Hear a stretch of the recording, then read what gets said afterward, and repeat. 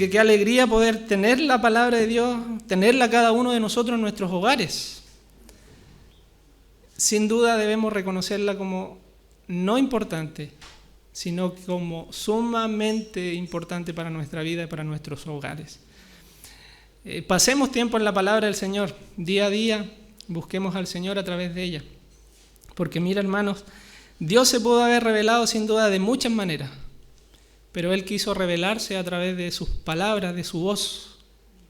Y su voz está aquí en medio de nosotros. Y Él lo quiso así y Él entrega su palabra para nuestra vida para poder revelar sin duda su plan redentor para nuestra vida. Y debe ser, vuelvo a repetir, de suma importancia para nuestra vida. No tan solo hoy que nos reunimos como iglesia, sino que día a día podamos pasar tiempo en la palabra del Señor. Permítanme orar para tener este tiempo, hermanos. Padre, en el nombre de Cristo Jesús, Señor, te hemos alabado. A través, Señor, de estos cánticos, Señor, hemos reconocido realmente quién eres tú, la obra salvadora y redentora de nuestro Señor Jesucristo. Y, Señor, tu misma palabra, Jesús, dice que tú eres digno, sin duda, Señor, de que tú estás sentado en el trono, Señor, reinando, Señor, siendo el Rey de Reyes, el Señor de Señores. Tú, Dios, eres santo, Señor. Por eso te pedimos que tu presencia traiga, Señor, libertad a nuestra vida, que nos limpies de todo pecado, Señor, que prepares nuestro corazón, Señor, de manera humilde, Señor, y respetuosa para poder escuchar tu palabra, Señor. Permítenos, Señor, tener toda nuestra atención, Señor, hacia ti, Señor, en esta hora. Bendícenos con tu Santo Espíritu, que sea guiando, Señor, este tiempo. Te lo pedimos en el nombre de Cristo Jesús. Amén. Amén, hermanos.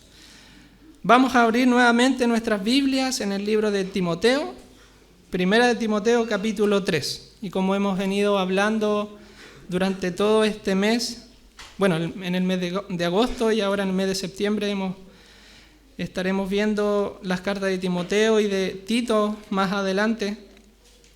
Pero hoy día vamos ya a ir cerrando quizás un poco lo que es el tema de Timoteo. Y vamos a leer algunos versículos del capítulo 3 para poder entregar una reflexión en general de nuevamente la intención de Pablo al escribir sin duda a Timoteo. Y el capítulo 3 habla acerca del liderazgo que establece y que le instruye Pablo a Timoteo que estableciera en la iglesia. Y ahí ustedes, algunos tienen en sus títulos, tienen obispos y diáconos. Y algunos quizás tienen ancianos y nombres que aparecen como título allí. Ellos debían liderar sin duda la iglesia de Dios. Hemos hablado sin duda que se levantaban falsos maestros, falsas enseñanzas y que eso debía ser corregido. Y Pablo escribe sin duda para poder establecer la verdadera enseñanza en medio de su iglesia. El plan, la enseñanza de Dios que debía estar sin duda en la iglesia. Entonces, como toda iglesia, para que esta enseñanza se pudiera establecer firmemente, no tan solo Timoteo tenía que batallar contra estos falsos maestros, sino que Pablo empieza a escribirle a Timoteo de tal manera que empieza a establecer la estructura de la iglesia, cómo debía funcionar. Y dentro de esta estructura, de este orden, que no es un invento de Pablo, sino que es el plan de Dios que revela Pablo y que Pablo empieza, por así decirlo, a trabajar ese plan de Dios para todas las iglesias y para cada creyente. Dios transmite esta enseñanza a Pablo y Pablo empieza a establecerlo en todas las iglesias. Y entonces Pablo entiende que debe escribirle dentro de esta enseñanza que debe preparar hombres que puedan estar firmes y arraigados y que puedan entregar estas enseñanzas en la gran iglesia de Dios que nosotros hemos aprendido, que es una familia de familias. Y voy a leer algunos versículos del 1 al 5 primeramente. Dice la palabra del Señor así. Se dice, y es verdad, que si alguno desea de ser obispo, a noble función aspira. Así que el obispo debe ser intachable, esposo de una sola mujer, moderado, sensato, respetable, hospitalario, capaz de enseñar, no debe ser borracho, ni pendenciero, ni amigo del dinero, sino amable y apacible. Debe gobernar bien su casa y hacer que sus hijos le obedezcan con el debido respeto, porque el que no sabe gobernar su propia familia, ¿cómo podría cuidar de la iglesia de Dios? Y vamos a ver también el 8 al 12, que habla acerca de los diáconos. Este primer grupo de obispos y ahora los diáconos, dice la palabra del Señor así. Los diáconos igualmente deben ser honorables, sinceros, no amigos del mucho vino, nuevamente, ni codiciosos de las ganancias malavidas. Deben guardar con una conciencia limpia las grandes verdades de la fe. Que primero sean puestos a prueba y después, si no hay nada que reprocharles, que sirvan como diáconos. Asimismo, las esposas de los diáconos deben ser honorables, no calumniadoras, sino moderadas y dignas de toda confianza. El diácono debe ser esposo de una sola mujer y gobernar bien a sus hijos y su propia casa. Los que ejercen bien el diaconado se ganan un lugar de honor y adquieren mayor confianza para hablar de su fe en Cristo Jesús. Y viene el versículo que nuestro hermano Alexander y el pastor Pablo reflexionaban los domingos anteriores, que dice: aunque espero ir pronto a verte, entonces escribo estas instrucciones para que si me retraso sepas cómo hay que portarse en la casa de Dios. ¿Por qué leemos estos versículos, hermanos? Porque si ustedes se darán cuenta, las características que tenían que tener los obispos y los diáconos, nosotros las podemos enlistar, pero si nosotros vemos la esencia de lo que tenían que tener los obispos y los diáconos, quizás el verso 4 y 5 vienen a centralizar esta enseñanza y dice: deben gobernar bien su casa y hacer que sus hijos le obedezcan con el debido respeto, porque el que no sabe gobernar su propia familia, ¿cómo podrá cuidar de la iglesia de Dios? ¿Qué quería decir Pablo con esto? Y es que la esencia de lo que hemos venido predicando es que sin duda la iglesia de Cristo y el plan redentor de Dios se centra en la familia, en el orden y el diseño de Dios que debe tener cada familia cristiana. Cada familia de nosotros sin duda debe vivir bajo el orden de Dios. Y en ese entonces Pablo empieza a corregir algunas situaciones que estaba viviendo la sociedad y la cultura en ese momento de la historia. Y no tan solo, independiente de las circunstancias, independiente del contexto, hermanos, Dios estaba transmitiendo su plan redentor. ¿Y qué es lo que estaba haciendo Él? En otras palabras, estaba trayendo nuevamente la restauración de la familia como centro de su plan redentor. Entonces, si ustedes se darán cuenta, Pablo empieza a transmitir una enseñanza y prepara hombres, obispos ancianos que debían estar en medio de su pueblo, en medio de las iglesias, en medio de las familias. Nosotros somos una iglesia, pero vivimos en diferentes sectores. Y por así decirlo, tenemos iglesia en Segunda Faja, o sea, los Volcanes, en Todos los Santos, en el centro. Tenemos iglesia, sin duda, Caburga, Coñaripe y en diferentes sectores, porque nosotros vivimos ahí. Y acá pasaba lo mismo, porque recordemos que la iglesia no se congregaba en un templo así como nosotros, sino que ellos se reunían en casas. Entonces Pablo le instruye que se levanten estos hombres. ¿Con qué características? Que transmitieran cuál era el verdadero orden de la familia de Dios. Y obvio que si vemos las instrucciones, debía ser un buen esposo, porque él debía ser ejemplo para los demás hogares. O sea, que todos los hogares, nosotros que vivimos en distintos sectores, tuviéramos personas que en este caso nos mostraran el ejemplo de la enseñanza y la verdad de Dios que debemos vivir. Entonces, hermanos, estos hombres en resumen, vienen a simbolizar, más que simbolizar, vienen a mostrar la esencia de la enseñanza y el plan de Dios que Dios quiere que vivamos. Entonces ellos sin duda debían tener estas características porque dice, si no gobierna bien su casa, ¿cómo lo podemos poner adelante si el plan de Dios quiere que todas las familias sean restauradas bajo el orden de Dios? Debían cumplir estas características porque debían ser ejemplos de lo que Dios quería que fueran las familias.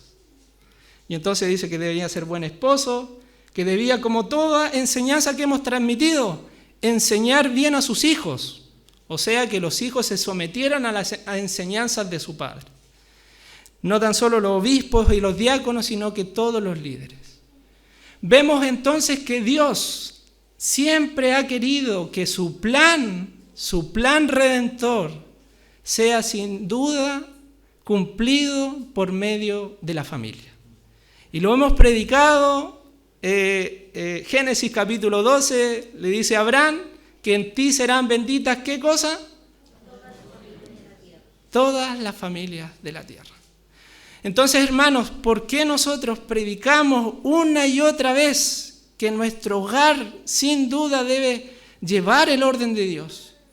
Y debemos tomar decisiones, hermanos, importantes, y una palabra que voy a ocupar constantemente hoy día, quizás radicales, en ir en pos de ese plan, en ir en pos de la enseñanza que hemos transmitido durante todos estos años.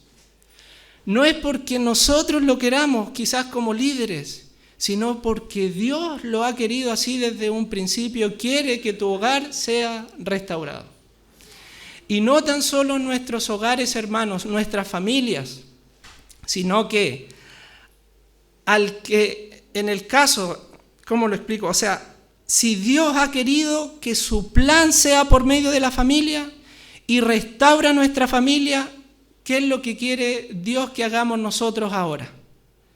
Que restauramos otras familias, que por medio de nuestras familias podamos restaurar una sociedad que va más profundamente cayendo hacia los principios contrarios de Dios, y más que eso, hermanos, una sociedad que vemos tristemente cayendo en una condición de hogares fragmentados, destruidos, que viven en una condición lamentablemente difícil. Y nosotros como iglesia, hermanos, miramos esa sociedad y muchas veces decimos, pobre sociedad, qué mal la pasa. Decimos, yo creo que ellos no se van a salvar. Algunos de nosotros pensamos, no, es que ellos perdemos la fe en esa sociedad. Pero quiero recordar un pasaje, hermanos. Primera de Pedro, capítulo 5, verso 10, y yo estuve viendo esto y reflexionando en la semana, y dice, y después de que ustedes hayan sufrido un poco de tiempo, Dios mismo, y quiero enfatizar este nombre de Dios, el Dios de toda gracia, que los llamó a su gloria eterna en Cristo, los restaurará y los hará fuertes, firmes y estables. A Él sea el poder por los siglos de los siglos. Amén. Pero quiero destacar este Dios, hermanos, que nosotros creemos. Nuestra fe la hemos depositado no en cualquier Dios.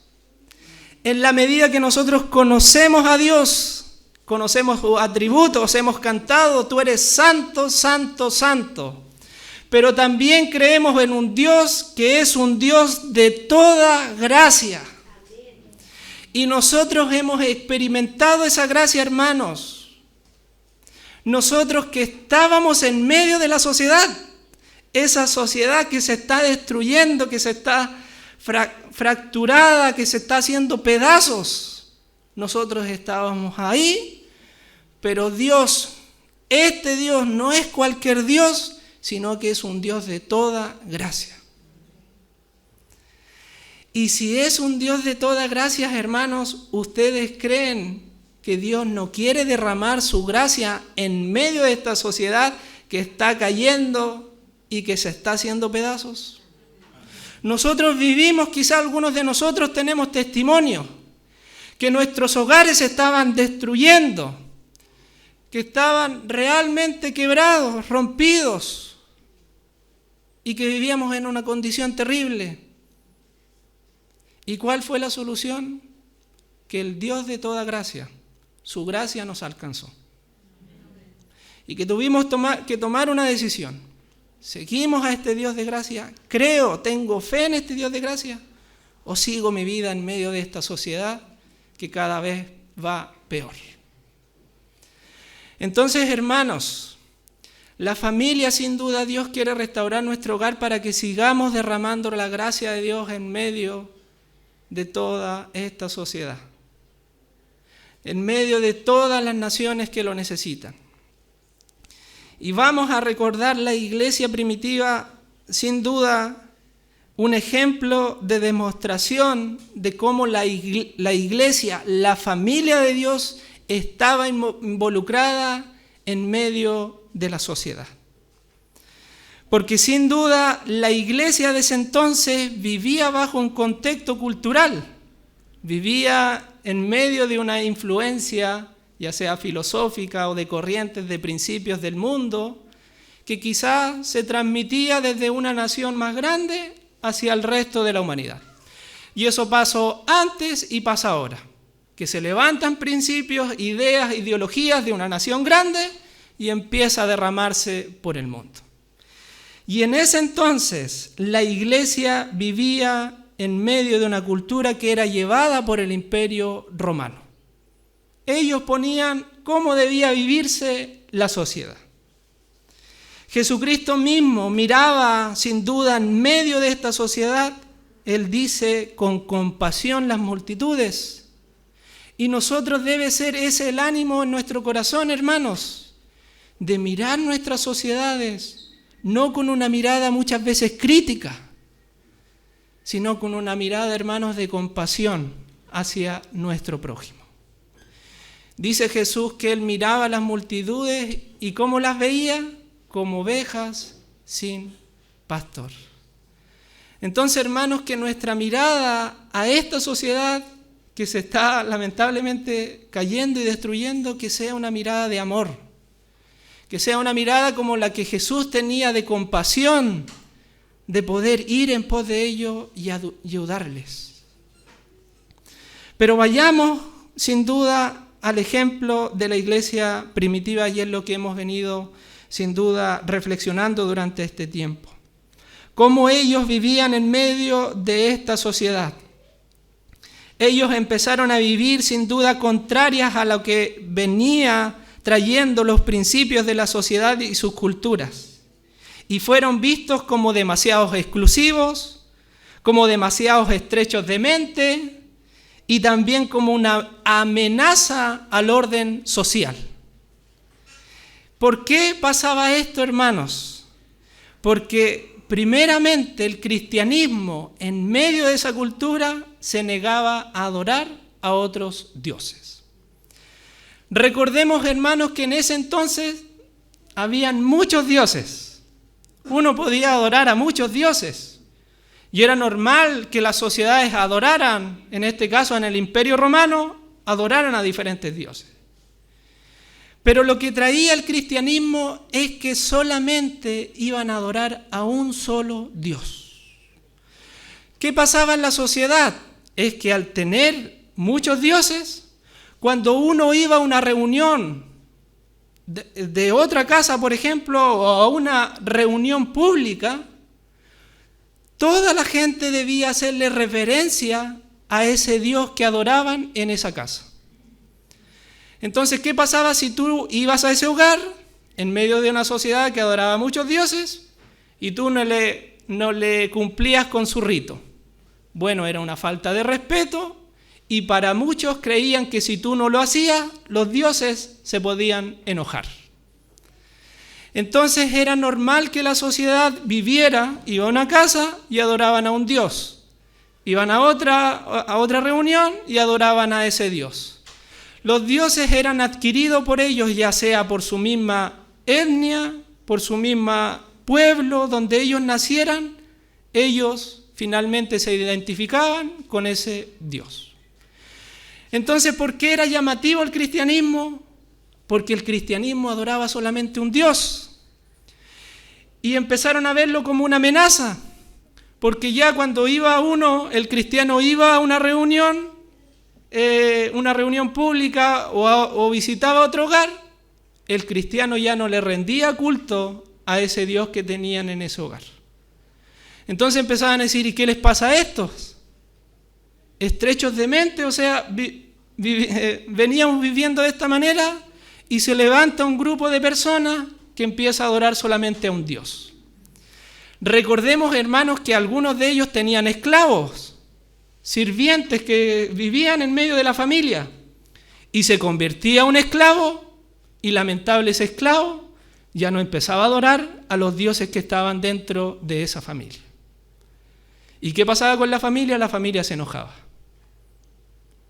Y algunos de nosotros, hermanos, se vuelve a repetir sin duda la cultura hoy en día, porque la cultura sigue adorando a otros dioses. Y algunos de nosotros no venimos de hogares cristianos. Y somos redimidos y la gracia de Dios nos alcanza. ¿Y qué pasa con nuestra familia? Nuestra familia como que se pone en contra de nosotros. Como que hay una enemistad nuevamente. Como que no lo aceptan, porque la sociedad vive bajo un orden que ellos piensan que están bien. Entonces, primeramente, habían grandes cambios radicales. Una sociedad que era politeísta y el cristianismo que finalmente adoraba solamente a un Dios. Los cristianos, sin duda, entonces se comprometieron a adorar a su Dios exclusivamente. Y sin duda esto trajo un rechazo absoluto en medio de la sociedad. Y para muchos cristianos se tornó la vida muy difícil, hermanos. Entonces, la difusión del cristianismo fue vista como un movimiento que atentaba contra su orden social y contra esa cultura que ellos estaban viviendo. Una amenaza absoluta del modo de vivir que llevaban. Se pensaba que los seguidores de Jesús eran demasiado exclusivos para ser considerados buenos ciudadanos, hermanos. Pero, hermanos, si el cristianismo desde un comienzo era una contracultura poderosamente para algunos ofensiva, sin duda también fue llamativa y atractiva para otros. ¿Por qué era llamativa, hermanos? ¿Y por qué debe seguir siendo llamativa? Porque ellos vivían de una forma contraria a lo que venía viviendo la sociedad. Ya dijimos, uno de los cambios fue que ellos adoraban tan solo a un Dios. Pero el cristianismo vivía en una comunidad sin duda diferente. Y vamos a recordar algunas de las cosas importantes que nos hacen ser diferentes de la sociedad y de las culturas. Dice que la iglesia sin duda adquiere una nueva identidad. Una identidad en Cristo. Una identidad distinta a todas las demás religiones, que era de alguna forma, que traía finalmente una identidad nueva a toda etnia, a toda cultura, a todo pueblo. ¿Qué es lo que pasaba nuevamente? Yo voy a recordar lo que era la cultura versus lo que era el cristianismo. Pasaba que cada persona adquiría su religión, ya sea porque nacía en una etnia, en una nación, en un pueblo, y ellos adquirían, en este caso, el Dios que adoraban en ese sector. ¿Qué es lo que pasó con el cristianismo? Que adquirió una nueva identidad. Adoraba tan solo a un Dios, pero independiente de la etnia o donde yo vivía. Independiente de la categoría social, sea una autoridad, sea un esclavo. El cristianismo nos daba una identidad por iguales a todos. Todos ahora somos hijos de Dios. Hermanos, entonces, en medio de esa sociedad, nuevamente voy a poner el ejemplo del esclavo. Un esclavo se convertía al cristianismo y como había una categoría social donde el hombre era la autoridad máxima de su familia, donde él, imagínense hermanos, podía atentar contra la vida de sus hijos y de su esposa, y eso era legal. Estaba dentro de la ley del Imperio Romano, que la autoridad máxima fuera el hombre. Un orden muy diferente al que la Biblia nos transmite y nos ha transmitido durante este tiempo. Entonces se convertía una persona, se convertía un esclavo, y él, independientemente de su condición social, era igual delante de Dios. Fuera rico, fuera pobre, fuera una autoridad, fuera un esclavo, todos eran iguales y seguimos siendo iguales ante Dios. Independiente de nuestra condición social, hermanos, hoy en día todos somos iguales delante de Dios. Independiente que yo pueda tener todo el dinero del mundo y me pueda creer mucho más que el resto, bueno, te tengo una noticia, la identidad de Dios dice de que todos somos iguales delante de Dios. Y eso no es una mala noticia para los que tienen más o para los que tienen menos, sino que es una tremenda y hermosa noticia, hermanos. Gálatas capítulo 3, verso 26 al 29 dice: todos ustedes son hijos de Dios, mediante la fe en Cristo Jesús, porque todos los que han sido bautizados en Cristo se han revestido de Cristo. Ya no hay judío ni griego, esclavo ni libre, hombre ni mujer, sino que todos ustedes son solo uno en Cristo Jesús. Y si ustedes pertenecen a Cristo, son de la descendencia de Abraham y herederos según la promesa. Entonces, hermanos, imagínense una sociedad que vivía bajo esta condición, donde el hombre podía atentar contra la vida de cualquiera, donde muchos vivían de una manera de migrante, o sea, de una condición realmente crítica. Los esclavos que vivían en condiciones terribles, que necesitaban, pedían sin duda auxilio, algo que sin duda los salvara de esa condición. Y viene el cristianismo, viene este Dios de gracia a decirles: tú que estás ahí en el piso, que estás en medio de la sociedad, tú eres igual delante de mí. Qué hermosa noticia, hermanos. Saber que en medio de esa sociedad que iba en contra de las personas, iba en contra de su prójimo, Dios los rescata y les da una nueva identidad y un nuevo valor a su vida. Cuando muchas veces algunos de nosotros se ha sentido sin valor, sin dignidad por la condición social que le toca vivir, hermanos, la noticia es que Dios, lo más importante, dice que tú eres su hijo y de que todos somos iguales delante de Él. Entonces había alegría, sin duda era atractiva, porque venía a rescatar a aquellos que se sentían sin duda, sin vida muchas veces, viviendo de manera indigna. Venía a restaurar y traer dignidad y valor a la humanidad. La iglesia primitiva sin duda era también una comunidad de perdón y de reconciliación. En ese entonces sin duda era ojo por ojo. Hermanos, era una sociedad y una cultura que transmitía sin duda la venganza. Que si alguien venía en contra de ti, tú sin duda debías vengarte de esa persona. Y vuelvo a repetir, quizás, hermanos, esta cultura que se vivía en ese entonces es la misma cultura que se vive hoy en día. Y yo voy describiendo cómo era la cultura desde ese entonces, y nosotros volvemos a recordar de que vivimos en una cultura sin duda no tan solo parecida, sino que igual. Una sociedad y una cultura que venía a transmitir sin duda un principio de venganza, pero que el cristianismo y las familias de Dios se venían a oponer a ello, y era una comunidad de perdón y reconciliación. Jesús mismo transmitía esto y decía, amen a sus enemigos. Y nosotros lo estudiábamos con los varones, que ese amor no es una declaración de decir Jesús, ámenlo así como de manera sentimental, así como que diciéndoles a los discípulos, amen a sus enemigos, así como, sí, los amo, como que un sentimiento.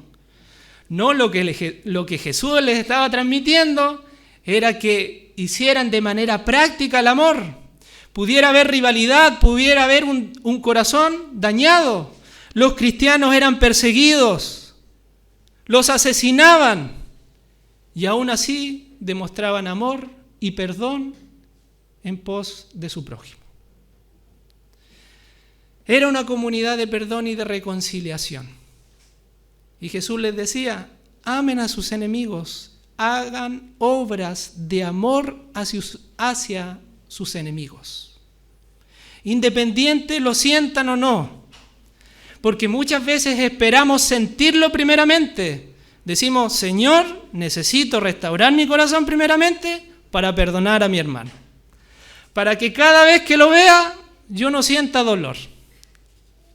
Y esperamos que Dios restaure nuestro corazón primeramente, y pasa tiempo, pasan meses, y yo no me enfrento a mi hermano o con la persona que estoy en enemistad, y espero.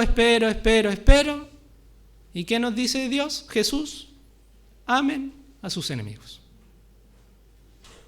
Independiente sea la condición en la que se encuentren. Sin duda los discípulos y la iglesia, las familias de Dios, podían tener, según la sociedad, el derecho de vengarse, porque los estaban matando.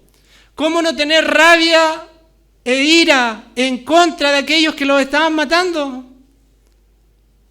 Bueno, esta comunidad no vivía así, sino que vivía bajo los principios de Dios y el orden de Dios. Y Dios transmitía que sin duda era una comunidad de perdón y reconciliación, porque Dios lo había hecho con ellos. Porque nuevamente este Dios de gracia no pide nada a cambio, sino que derrama su amor incondicional para con nuestra vida, y su perdón lo hemos experimentado cada uno de nosotros, hermanos. La iglesia y las familias de Dios en esa cultura también eran destacadas por la hospitalidad. ¿Se acuerdan que leíamos que el obispo debía ser hospitalario? Y es que la iglesia y la familia de Dios debe ser hospitalaria. Las familias eran hospitalarias con los pobres y con los que sufrían. Sin duda, independiente de su raza y de sus religiones, ellos eran hospitalarios con todos. Y así lo expresa la enseñanza de Jesús del buen samaritano en Lucas capítulo 10, versos 25 al 37. No lo vamos a leer, pero dice sin duda de que esta iglesia, sin duda, era una iglesia hospitalaria con los pobres y con los que sufrían. Los cristianos fueron inusualmente, sin duda, generosos con su dinero, con todo lo que tenían, pero particularmente eran generosos con los pobres y aquellos que lo necesitaban. No tan solo aquellos que lo necesitaban dentro de su grupo familiar, porque es muy fácil ayudar a quienes conocemos, a quienes están dentro de nuestra familia, de quienes son nuestros amigos. Es muy fácil ayudar, hermanos. Pero esta iglesia decía que era hospitalaria transversalmente. O sea, los conocieran o no, la iglesia derramaba el amor de Dios por medio de la hospitalidad. La iglesia en medio de esta sociedad que humillaba al pobre, que había una categorización de la sociedad, sin duda era contraria y ayudaba a los pobres y a los que sufrían. En medio de una sociedad que no tan solo practicaba el aborto, hermanos, porque hoy día está la discusión del aborto. Pero en ese entonces quizá el aborto era difícil de hacer, porque atentaba directamente enseguida contra la vida. O sea, no tenían quizás todos los implementos para quizás abortar como lo hacemos, se hace hoy en día en la sociedad, donde se matan millones y millones de bebés. Pero practicaban algo quizá mucho más perturbador. Y es que ellos hacían una práctica que se le llamaba la exposición infantil. Que si nacía un bebé con una discapacidad, lo tiraban a la basura.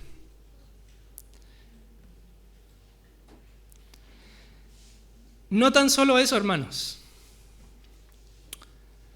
sino que, vuelvo a repetir, en medio de una sociedad donde el padre tenía toda la autoridad, el padre podía darle el placer de decir, ¿sabes qué? Mi hijo no lo quiero, nacía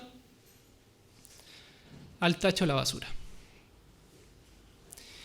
Y bebés no tan solo recién nacidos, sino que bebés de meses y niños que quizás los papás iban y los iban a botar a la basura. Esa era la sociedad en la que vivía la iglesia primitiva. ¿Qué hacían las familias de los cristianos? Iban donde estaba la basura y tomaban a aquellos que habían sido botados. Y los adoptaban hermanos. Los niños en esa época sin duda eran arrojados a la basura y también eran promovidos como al comercio de la esclavitud y la prostitución. Y hay que decirlo, hermanos. Entonces la iglesia, la gracia de Dios derramada por medio de las familias, estas familias que iban a los vertederos, por así decirlo, y tomaban a estos niños que habían sido arrojados a la basura y los adoptaban. Sin duda la iglesia y la familia de Dios siempre ha sido llamativa, porque nuevamente viene a redimir a la sociedad y salvarlas de la condición en la que viven. Los cristianos eran una contracultura también en lo sexual.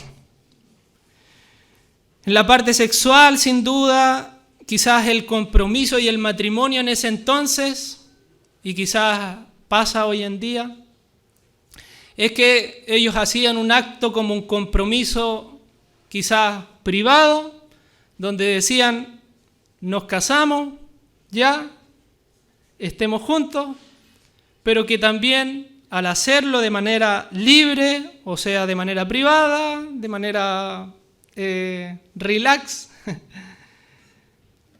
iban y después se divorciaban una y otra vez. O sea, se les hacía sencillo divorciarse, porque no había un compromiso de una vida de por vida. Decían, vivamos juntos, casémonos. Y se casaban ahí de manera interna, y después había una pelea, divorciémonos. Y la sociedad hoy en día no cree en el matrimonio. Nuevamente, una sociedad que le dice a la mayoría de los jóvenes, no, vivan juntos, cada uno con sus cosas, no nos comprometamos, y así si hay alguna pelea, nos separamos. La sociedad de ese entonces era igual. Y el cristianismo sin duda enseñaba una vida diferente. Una vida de matrimonio que sin duda era revelada por la verdad de Dios. Una vida de compromiso. Lo que Dios unió, que no lo separe ¿quién? El hombre. Pero la primera frase, hermanos, lo que Dios unió, no nosotros, lo que Dios ha unido. Entonces, hermanos, si la iglesia, la familia de Dios vivía en una comunidad de perdón y reconciliación, ¿qué creen ustedes que pasaba cuando había conflicto dentro de la familia? Y ellos entendían de que debían perdonarse los unos a los otros, de que debían restaurar y reconciliarse en pos de ser la familia de Dios, de seguir derramando la gracia de Dios. Sin duda, la iglesia solamente enseñaba el divorcio en algunas condiciones y era cuando había adulterio. Y la palabra lo dice así, quizás no vamos a profundizar en ello, porque es una predicación quizás de un tema aparte. Pero lo que hemos visto hasta este entonces, hermanos, es que la sociedad y la cultura de esa entonces era contraria a lo que es el cristianismo. Y vuelvo a repetir las primeras palabras. La sociedad encontraba a esta iglesia, a estas familias, a estos cristianos cerrados de mente, los criticaban porque eran exclusivos. Y hoy pasa igual, hermanos. Pero ¿qué pasa, hermanos, muchas veces con este ánimo? Y es que este ánimo que trae la sociedad de decirnos cerrados de mente y nos critican y un montón de cosas, es que a algunos de nosotros a veces nos da vergüenza ir a un hogar y vivir como cristianos, de demostrar de que somos cristianos, de acomodarnos a lo que dice la sociedad y no a lo que dice la palabra de Dios. En construir iglesias quizás acomodando la palabra de Dios para que la sociedad nos reciba. Acomodándonos y amoldándonos al mundo para que ellos puedan venir. Esta iglesia de Dios, ¿por qué llegó a ser como es? Por la palabra de Dios. Porque Pablo estaba instruyendo a Timoteo que derramara esta enseñanza en medio de su pueblo, que enfatizara de que ellos debían restaurar sus hogares, de que enfatizara que la familia debía ser redimida y restaurada. ¿Para qué? Para que las familias empezaran a vivir como estas familias que hemos visto hasta ahora. Ellos no lo aprendieron de la nada porque ellos también venían en medio de esta sociedad, en medio de esta cultura.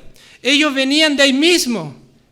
Entonces, al pasar al cristianismo, al adquirir una nueva identidad, sin duda debían ellos también ser restaurados, enseñados para saber cómo vivir.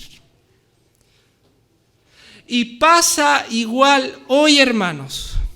Si tú te has convertido al cristianismo, tú adquieres una nueva identidad, pero tu vida debe ser restaurada. Debe haber un proceso de santidad en tu vida de tal manera que puedas llegar a vivir bajo el orden que Dios ha querido que vivas siempre. Porque ese orden nos trae dignidad, nos trae restauración a nuestros hogares, restaura matrimonios, reconcilia amistades, reconcilia un padre con un hijo, restaura todas las áreas y las esferas de la sociedad y de la familia, hermanos. Cuando muchas veces la sociedad pide a gritos auxilio, auxilio. No sé qué hacer, no sé qué hacer. ¿Qué pasa, hermanos? Es que los líderes que viven en medio de esta sociedad tampoco saben. Y entonces empiezan a adquirir las filosofías de las sociedades que están superiores a ella. Y dicen, hagamos esto como lo está haciendo este otro país. Hagámoslo como ellos lo están haciendo. Pero hermanos, la única forma de restaurar nuestros hogares es la palabra de Dios y la verdad de Dios. la tenemos que vivir sin duda en nuestra vida. Entonces, hermanos, ¿por qué yo quise enfatizar la cultura versus el cristianismo, versus cómo vivían? Y es que volvemos a un comienzo. ¿Por qué creen ustedes que Dios derramó su plan redentor por medio de la familia? ¿Por qué creen ustedes, hermanos? ¿Quiénes hacían esto, hermanos? ¿Quiénes vivían de esta forma? ¿Quiénes iban a la basura a rescatar a aquellos que habían votado? ¿Quiénes? Hermanos, pregunto, ¿quiénes? ¿Fue una institución, una organización creada por el mundo, como vemos hoy en día, donde se crean muchas instituciones para ir a rescatar a la sociedad, cuando siempre ha sido el plan de Dios? ¿Por medio de quién? Por medio de la iglesia, escucho. Pero la iglesia, ¿quiénes somos? La familia de familias. Las familias eran quienes iban a los basureros y rescataban. Las familias eran las quienes perdonaban a las sociedades. Las familias eran las que vivían bajo los principios de Dios. Entonces, hermanos, ¿por qué nosotros predicamos una y otra vez que nuestras familias deben ser restauradas? Porque el plan de Dios es por medio de nuestras familias, hermanos. Ya no es de un pastor, ya no es de un día domingo donde se gana una persona a predicarle el evangelio a aquellos que vienen, sino que ahora es de cada hogar que está derramado por toda esta ciudad de Villarrica, que está derramado por Caburga, que está derramado por Coñaripe, por Licanray, por Loncoche, por Temuco, hermanos. Ahora la predicación del evangelio y de la gracia de este Dios que enfatizamos en un comienzo es por medio de la familia. Entonces, hermanos, el llamado para nuestra vida. ¿Debemos restaurar nuestra familia? ¿Nuestra familia debe vivir bajo los principios de Dios? ¿Sí o no? ¿Amén o no? Cada una de nuestras familias sin duda debe vivir bajo los principios de Dios, hermanos. Porque aún siguen abortando, aún niños siguen siendo votados. Aún así la sociedad sigue viviendo en una condición que se está destruyendo y que nos necesita. Aún nosotros mismos, hermanos, nos necesitamos. Porque algunos de nosotros quizá viven una condición terrible y no lo sabemos. El mundo necesita la gracia de Dios. Pero la gracia de Dios se derrama sin duda también a través de la familia. Y es su plan. Con esto termino, hermanos. Una de las cosas más diferentes y hermosas que tenía sin duda y debe tener y debe existir para siempre en toda iglesia es que la iglesia de Dios entregaba dos cosas muy diferentes a lo que entregaba la sociedad. En ese entonces y hoy en día. En ese entonces había idolatría, se adoraba a muchos dioses, pero con esto, hermanos, termino. Dos características de la iglesia. Y es que el cristianismo y la iglesia de Dios, la familia de Dios, ofrece una relación de amor directa, íntima, personal con su Dios. En esa sociedad se adoraba a muchos dioses y se tenían que hacer muchas cosas para que el Dios los favoreciera, porque se podía enojar, tenían que tener cuidado de muchas cosas. Pero vivían bajo una condición distante de ese Dios. Bueno, este Dios que creemos de nosotros, hermanos, nos da el acceso por medio de Cristo a vivir en una relación de amor directa con Él, pero no de manera lejana, sino que íntima. un Dios que no nos pide nada a cambio y que nos permite vivir en medio de su presencia. Y Él está presente en esta hora. Dice Hebreos que la fe que le agrada a Dios es aquella fe que cree que hay un Dios. Y nosotros creemos que Dios está presente en esta hora en medio de nosotros. Porque es un Dios cercano a su humanidad. Él es nuestro Padre. Y Él está cercano a tu vida en esta hora. Lo segundo, el cristianismo ofrecía y sigue ofreciendo la seguridad de una vida eterna. Muchas religiones buscan, sin duda, el camino a la salvación. Pero solamente el cristianismo ofrece la verdadera versión. La verdadera salvación que es no a través de un esfuerzo humano, sino que solamente por gracia y por fe en nuestro Señor Jesucristo. El Evangelio finalmente nos da la base para la seguridad de nuestra salvación, ya que es solamente por gracia, hermanos, y no es por obra. ¿Qué quiere decir esto si tú has venido por primera vez a este culto? Es que Dios no te pide nada a cambio. No se trata de hacerlo como esos dioses que piden, quizás que pedían o ellos creían que pedían. Que había que hacer muchas cosas, que había que portarse bien, que había que estar de manera perfecta para que ese Dios les cumpliera. No, tú no debes hacer absolutamente nada, porque es por gracia y por su amor a tu vida. Y Él te quiere salvar. Él, si tú te has encontrado en medio de esta sociedad, bueno, Él quiere derramar su gracia en tu vida. Pero debes tomar una decisión.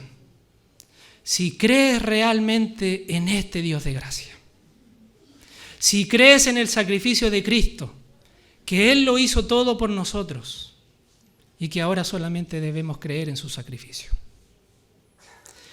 Hermanos, el llamado sin duda es que debemos vivir como familias de Dios. De que debemos ser la familia de familias.